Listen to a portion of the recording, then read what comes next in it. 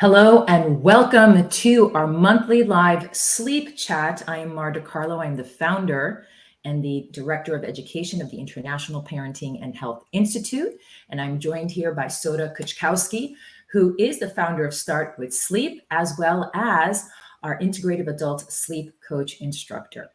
And today we are going to discuss with you and share with you simple ways on how to manage holiday stress and also prevent post-holiday exhaustion. It's that time of the year. Very exciting, but also we have to admit, very stressful. A lot is going on, from traveling to parties and so on. So today, Soda and I are very happy to share with you ways that we have found work very well for our clients as well as with ourselves, and hopefully they can help you as well. So Soda, let's begin with perhaps even before we get into travel and just the different points that we want to make about environment and so on, triggers. Why do people run into this amount of stress during this time of year? I mean, I know it's obvious, people will say the to-do list, etc., but why do you think people get into such a stressful mode? Well, I mean, I think it's a culmination of different things. And then we have an additional layer this year where, finances could be something that, there's different things that can elevate our stress levels. This year, the cost of living across the board is a lot more. So I think that financial stress, the emotional stress, I think what we're looking at is the multi-dimensional ways that we can invoke stress on ourselves, right? And I think this time of year, beyond what you said, that our schedules are busier, right? Because we're attending holiday parties, we're hosting, we're visiting family, we're traveling. So we're kind of stepping outside of our everyday kind of routine. So it's a lot easier to kind of fall into, back into bad habits, or maybe staying up later, or kind of overindulging and drinking and eating. So things that can kind of wreak havoc on our day to day. So we're going to touch upon this a little bit more. We're going to target travel, changing beds, triggers, eating, drinking alcohol. So we're going to get into those specifics because those are important. We're going to run into those during these holidays. But we're going to take it a little bit further in this discussion of the financial stress, right? The inflation going on around the world and the standards that we've set, because it's that time of the year where people set incredibly high standards about giving the gifts. And we are such a consumer ridden society, right? I want this, I want that. And especially if you have kids like Soda and I do, it's very easy to get caught up on more consumerism and then to feel that additional stress. So when we are in a situation where, number one, we're hit with financial stress, and then on top of that, we have these high standard expectations that are going on with ourselves, taking a step back, pausing, and understanding how we're perceiving the situation, as well as the pressure we're feeling from the outside, is key, because we have to put that into perspective and in place. We have to reach a point where we realize, look, we're in a point in our lives where things have been changing. They've been changing financially, they've been changing environmentally. As a result, I need to then take an opportunity to change the way that I think about all these things, and also change the standards about how I go about these things than I did in the past when it was a different situation. And doing that already is going to help you set a strong foundation. So as we get into all these other things like traveling and the partying and all this other stuff, that already has been resolved in your mind, and you have that clarity and that sense of safety and security. And then that additional subconscious or underlying stress that's there that you haven't met, that's been gnawing at you, now you've met it. So now you can enter the holidays a lot easier. So just wanted to say that because, Soda, you brought up a very good point about the financial aspect right now. Well, I think it's a recurring theme that we've really talked about in all of these chats, is about that self-reflection. And I think this year, being honest, and I've seen a number of news reports where different people are getting interviewed and they're saying, I'm being honest about what I can afford, what I can't afford, that it's more about experiences and spending time with our loved ones versus how much money or, gifts or, things that we're doting on people in a financial way. It's more about taking it back and really listening to yourself. I think around the holidays, it also tends to be more of an emotional time. I know there's this kind of underlying thing that people don't talk about, but we all turn into 8-year-olds when we go home, right? It doesn't matter how old you are. we can revert to old patterns.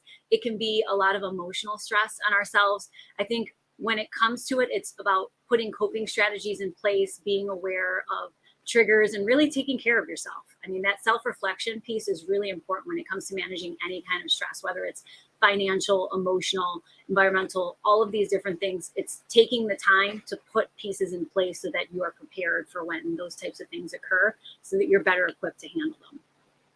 Yes. And getting creative. Creativity is some of my favorite. Many of you who see my posts all the time, I sing, I dance, I act, I enjoy playing, I enjoy writing. There's so many things that I do on the creative side, not necessarily because I want to specialize or advance in those things, but because those things feed my life. They help me minimize my stress. They help me see that life is not so serious and so hard as it needs to be. And it really allows me to become a child again. And so, how often there's this really great saying that I believe it came from the Native Americans, where it talks about, like, when's the last time you sang? When's the last time you danced? When's the last time you did storytelling, right? And basically what it's alluding to is that if you're disconnected from those kinds of activities in your life, from those kinds of connections in your life, you're going to lead a pretty depressed, sad life. Play is such an important aspect. And I believe Dr. Huberman, which I reposted on my Instagram also, talked about how if we want to learn, if we want to expand, if we want to grow, play is a key, strong foundation. So find those playful moments, right? Find the ways that not only can care about yourself, do the self-care and care about yourself, like we're going to talk about very shortly, but what are the things that can bring you joy? What are the things that can bring you some fun? And it's not just the parties and alcohol. I'm talking about what are some things that you personally like to do for yourself that you just enjoy doing? And you don't have to be good at it, because that's what I keep hearing. Oh, I can't dance. Oh, no, I can't sing. Oh, no, I can't act. That doesn't matter. Like, imagine kids who want to just play and have fun and be carefree. No, don't do that because you're not good at it. That's not the point. The point is just to have fun with it. And the more you have fun and the more you find those little joyful moments that you integrate into your life, then you're going to find creative solutions to take care of all those things. And they can be met with a lot more ease. Okay, let's jump into travel. So the first thing we want to address is travel. Many of you will be traveling. It's a huge traveling time of the year. So what are some ways, Soda, that we can look into traveling? Many of us are going to change time zones and have to deal with that. So what are some key things we can start looking at? Well, I think it really comes down to where you're traveling, right? I'm in New York, you're in California. If I was traveling to you, so easy. But if you're traveling to me, much harder, right? So I think it's just looking at where it is that you're traveling to. And it comes with that preparation prior to actually getting on the plane or going across country. It's about adjusting our sleep schedule so that by the time we reach that time zone, we're a little bit more acclimated. This is also where things like, while we don't condone the use of supplements, this is where something like melatonin would be appropriate in very small dosage. If you're traveling to a new time zone, taking it about an hour before your intended bedtime, even if you're not going to go to bed when you actually get there, that's where it's going to have the most benefit. So I think looking at things like that, light regulation, light therapy, I'm a big proponent for like the light therapy lamps. There's travel versions you can throw in your bag, and getting exposure to that so that if you're rising before the sun and getting your body really acclimated to the time zone that you're in. And then of course there's grounding. A lot of times people don't realize that taking off your shoes and just walking in the grass, or like connecting with the earth, especially if you're going from somewhere like where I am where there's snow to somewhere where you are where there's sun, you definitely want to throw off those shoes and get connected with the earth, because there's something to be said about that when it comes to adjusting our circadian rhythm. There's so many studies that have been done on grounding. I just listened to an interview, funny that you're mentioning that, a couple of weeks ago, and I'm just blanking out on the name right now. Probably what I'll do is include the link afterwards in the description, where the amount of research that is shown with what happens when we take off our shoes, and not just in your house and not just on cement. It has to be like in nature. It has to be on grass, on soil, on sand. And the effects that it has on the body, I'm not going to get too scientific into it right now, but the effects that it has in supporting the body's ability to minimize, or how do you say, get rid of toxins and reset the body, and just a number of things. I mean, I believe studies have been showing that the amount of inflammation reduces in one. I mean, there's so much out there about this. And this one gentleman that did this interview was incredible. So after we are done, I will find that link to the interview and include it in our description, because it is incredible. In addition to that, white noise machine, earplugs. When you, which we'll talk about next, headed into the environment you're headed in on your travels, whether you're on the plane, the train, the car, and once you're getting into your environment, you're going to be changing environments. You may be changing environments that you're not used to, right? That are going to be noisier and so on. And so having, all right, the white noise, having a calm app, for example, or any kind of app that's going to Taking your pillow from home. exactly. Taking things with you that are bringing you that additional comfort, right? So we'll get into that with bedding, but the preparation. So with all these tips we're giving you, prepare. Don't allow life to control you, right? Don't allow yourself to be controlled by the external circumstances. You take control early on. You recognize, oh, okay, travel time is coming up. So what are the things that I need to do to get that ready? What are the things that I need to do in order to ensure that as I'm changing my location, as I'm traveling, that I'm going to be able to do it in a smooth transitional way? And it's when we leave it to last minute that naturally things go awry, right? Absolutely. I know I'm traveling for the holidays and I'm preparing. We're going to visit my in-laws and they tend to have more of a harder mattress. So a mattress topper is coming with me. My pillow from home is coming with me. I generally use earplugs, but I will be bringing a sound machine because I am a much more light sleeper. So there's going to be a lot more environmental noise. So I want to prepare for that ahead of time so that it's not going to be disruptive to my sleep patterns, or it'll at least minimize a lot of what could happen. That segues really great into changing beds, visiting relatives, and just exactly what you're talking about. So you talked about the mattress topper, bringing your pillow, earplugs, white noise machine. These are all great ways. So as you're transitioning into a new bedroom environment, people might have pets. You might not have pets, right? All sorts of things going on, more noise.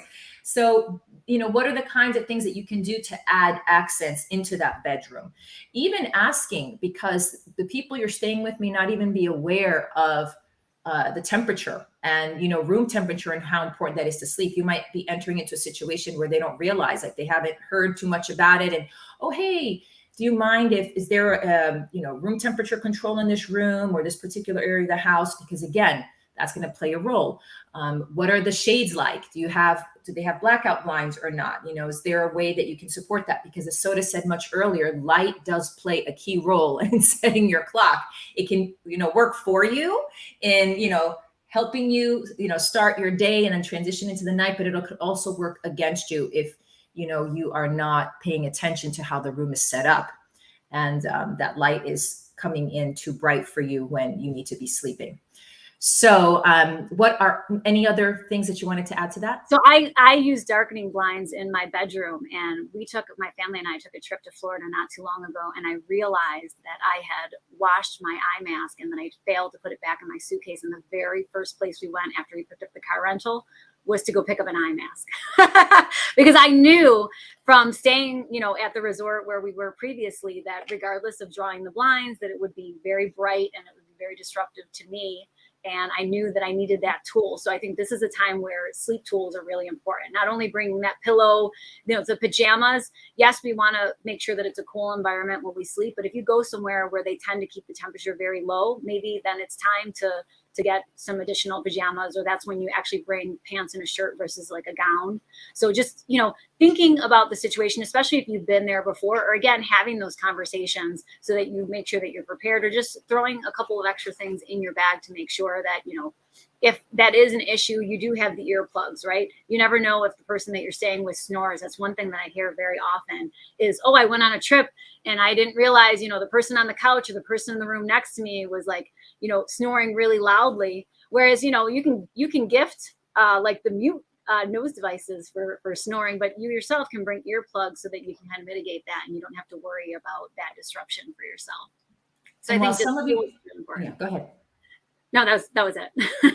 And while some of you might be traveling to warmer places, as Soda was saying, some of you might be traveling to much colder places. And not only your pajamas, but there's been a lot of studies and research on wearing socks to sleep. So wearing socks to sleep can also be very beneficial. They're not for everyone. I actually also did a recent article on this as well, but they're not for everyone. Again, it depends on the environment, your own body temperature, what's going on, your pajamas, the bed, everything. But if you have a tendency to feel cold, try wearing socks. And of course, you want to wear socks that come from natural materials and that are not too tight. there's a lot of information out there about them that you can research, but that might also help as well. No, absolutely. That, I mean, if you're not worrying about your pajamas, having an extra pair of socks, I do that too, especially if you're on the plane. I tend to get colder. So even if I'll put an extra layer of socks on while I'm on the plane because I tend to be cold in those environments. So just preparing for that type of situation. All right, triggers, preparing emotionally, family triggers. That's a huge one for many of us. Some of us are very excited about seeing family, and some of us are dreading it. We have a mix of both, right? But I mean, there are different personalities in the home, but like I had mentioned, you know, we all tend at some point or another to turn into our 8-year-old self. So we are a lot more, even if in our everyday life we have put together coping strategies or we remove ourselves from environment, when we are together with family, that you can easily be triggered, especially if you're going back to an old family home, or, you know, comments are made by family that can kind of like trigger behaviors or evoke emotion in you. So it's preparing yourself for those types of things, reminding yourself that you're an adult and that it's different now. And, you know, sometimes it's hard to say to brush things off, but to kind of remove yourself or not set yourself up in those types of situations. Or if you have a partner or spouse or someone that you're traveling with, to kind of like have them there as kind of like a buffer for you as well, to kind of help if they realize that you're kind of going down a path, to kind of draw you back, because it's really easy to kind of get lost in things when you're visiting with family. And especially the last few years, because the last few years, unfortunately, has become very divisive. You know, when it's coming to between politics and all kinds of conversations. When it's coming to medical, there are so many things people can easily get triggered. And when we get together with family and someone starts to raise a question about a specific laws, politician, you know, medical perspective, etc., it can get very heated. So it may not even be the even relationship you have with the family member, but it could be a specific. So like Soto was saying, it's not about brushing something off. It's more about recognizing why you're there. You know, what's the purpose of getting together? We're here to celebrate. We're here to come together to have an experience of unity. And the moment someone will try to do that, where can you bring in your ability to unify everyone, not to try to convince or get engaged in the conversation that's pitting people against one another, but more, how can maybe you turn that around or change the topic, or just continue, as people might end up in arguments or not agreeing, just hold the space for that compassion in that situation, and understanding that people are only coming forward to the extent of what they know and how they passionately feel. And when you prepare for this kind of a situation, then you can much more easily have compassion and not necessarily have to get involved in the crossfire. Because, yeah, unfortunately, especially the last few years, it has gotten even more crazy with how many people. I think this is where also like things like affirmations, you know, when it comes to family, I mean, growing up, I mean, I'm married and I have children now, but you know, there's always conversations where it's like, oh, when are you gonna settle down, or when are you gonna do this? And I think when it comes to those types of conversations, being secure in how you feel, thank you for asking. I'm really happy, you know, with the way that I've decided to live my life, or you know, my career is very important to me. Thank you for recognizing that. And sitting, I think, in the gratitude versus going towards the negative of a conversation, really sitting in the positive of, you know what, this is a choice that I've made. This is why I'm happy with it. And kind of reflecting that versus allowing kind of like the negative or the toxic to enter. So I think that's the thing that's important as well. Yes, the more secure and confident you feel with yourself, the more rested you are, the better you feel. The easier it is going to be able to deal with other people outside of you who are bringing forth negative comments or trying to be judgmental or whatever it is. Yeah. And you know, that kind of segues into the next of overeating and over drinking, because when alcohol enters the scenario as well, that can make it a little bit harder. When it comes to holiday cocktails, just remembering that, you know, hydration is really important. Not only does it manage our energy levels. Our sluggishness can cause issues with headaches, but it's really important to our overall health, right? Managing those cortisol levels. So making sure that you're drinking enough water and that we're not necessarily engaging, it's very easy to drink, a lot of caffeinated coffee drinks, alcoholic drinks, but water consumption is really important. So making sure that you're staying hydrated, especially if you're traveling to another time zone, making sure that you stay hydrated, not drinking in the air. I know sometimes people love to engage in having alcoholic drinks when they're flying, but your body actually tends to be more dehydrated. So making sure that you're drinking enough water is really important in those scenarios as well. And part of what happens with eating and drinking is because, again, it's how we're perceiving and thinking about the situation.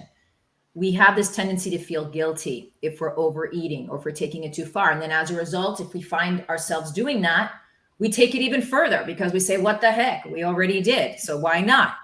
And then we continue in this loop. However, if we take a step back and we look at the situation, we say, it's going to be a time where I'm going to be splurging a little bit more. Then what can I do on the flip side to balance that out? If I'm going to be overeating at night a little bit or drinking a little too extra, well, the next day I will not have a large breakfast, or I might even skip breakfast, right? But make adjustments and tune in with your body. Really important during, especially this time of year, to tune into your body to what is it feeling? Because your body's so intelligent. When you overeat, when you overdrink, if you're really connected and paying attention, it's going to tell you, okay, I don't need that extra meal right now. Like I'm thirsty, or I need a little bit more rest. What happens is we're so focused and fixated on our schedule, our routine, what feels comfortable for us. We're so stuck in here. We're not always tuning into our body to feel and listen to what our body's actually telling us and how it's guiding us in those situations. So number one is changing your perspective about how you're approaching eating and drinking. So yes, you might splurge a little bit, no problem. So then just make the adjustment on the other side of that, right? Where you can splurge a bit here and then take it back somewhere else as a result. It doesn't have to turn into a free-for-all where you just keep going in this loop.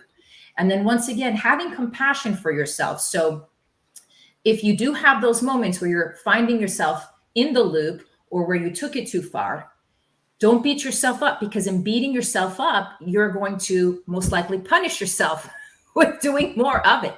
But if you have compassion and you recognize, okay, I went a little too far. What can I do now to take care of myself? And one more added thing, and this is again where the joy, the play comes in.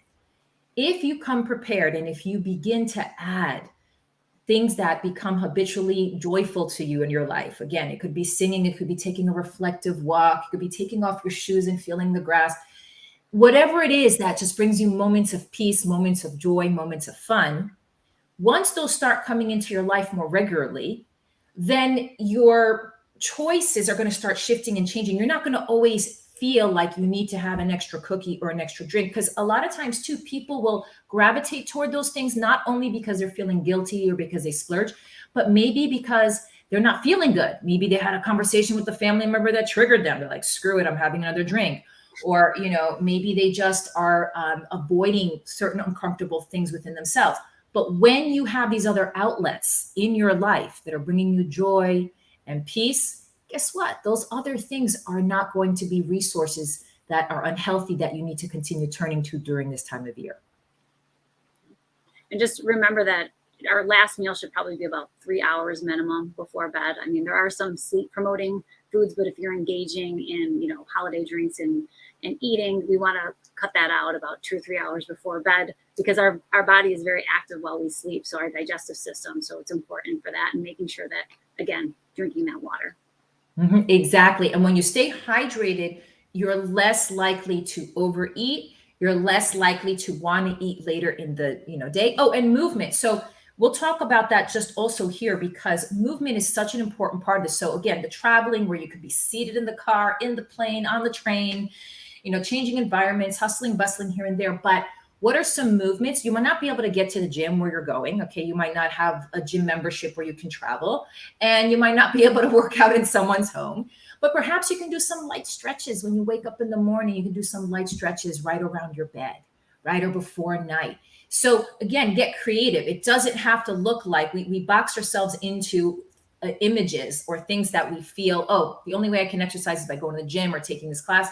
You can do light stretching. You could do a little bit of dancing. You can even suggest to whichever location you're going to or who you're going to be with, hey, you want to get some dancing involved? You know, again, everybody's different. But movement is also a huge part of it, of this whole equation, because with sleeping, with your nutrition, we need the movement to get things flowing, and your body needs to move. Absolutely. I'm a big fan of telling people, even when they're at home, not just when they travel, is CARS exercise, those circular articular rotations, because when we sleep, we're curled up in a ball, especially if we're a side sleeper, right? So making sure we stretch out our fingers and our wrists and our ankles. You know, it's not just for, you see these commercials where people are stretching in the morning, they wake up at a luxurious hotel. We need to stretch every single day, because when we are sleeping, we're curled up. We need to make sure that we're moving and that we're elongating all those muscles. And that's why things like yoga are really important. Now, with all of these tips, keep in mind that each and every one of you are going to have some that will work the best, some will not work the best. So the key here is, which is what Soda and I teach consistently with our holistic approach to sleep and to everything actually, is to be able to thoroughly evaluate your situation. The more you know yourself, the more you know what's going on, then it's going to be a lot easier to customize the appropriate solutions for you. So take this opportunity to learn a little bit more about yourself. Where are you getting triggered? Where are you having the most challenging time? What doesn't work for you? What brings your energy down? What brings your energy up? Start to take this opportunity to learn more about yourself. And the more that you do that and you have this open curiosity and you begin to learn, then once again, you'll be able to see, okay, this is going to be the place I need to prioritize in my life and where I need to find the most solutions. So all of you are going to have slightly different solutions based again on your circumstances, on your own health and situation. And you want to honor and follow those with all of these tips that we provided you today. Anything else you want to add, Soda? No, just have a wonderful holiday season, and we look forward to seeing you in the new year.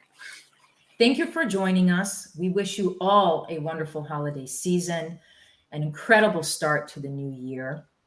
And we look forward to joining you again in January 2023.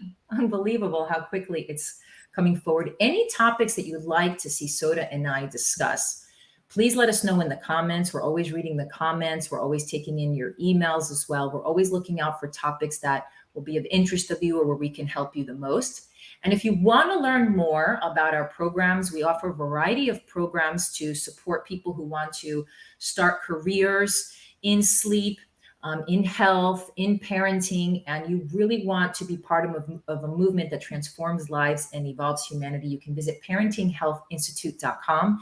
If you want a really great example of someone who's very involved in their community, both on the professional end and on the client end, and someone who is a great example of how creative you can get with your business and do so much, especially on the sleep coaching side, you can visit Soda's website, startwithsleep.com. She has an incredible amount of information. She has a store in Buffalo and is doing so many incredible things. And so you can see a great example of someone who's like, oh my gosh, this is what I can do with this kind of work and career. You don't just have to do only coaching, even though that is a fabulous career to be able to coach people both individually and in groups. You can also do a number of other incredible things with it as well.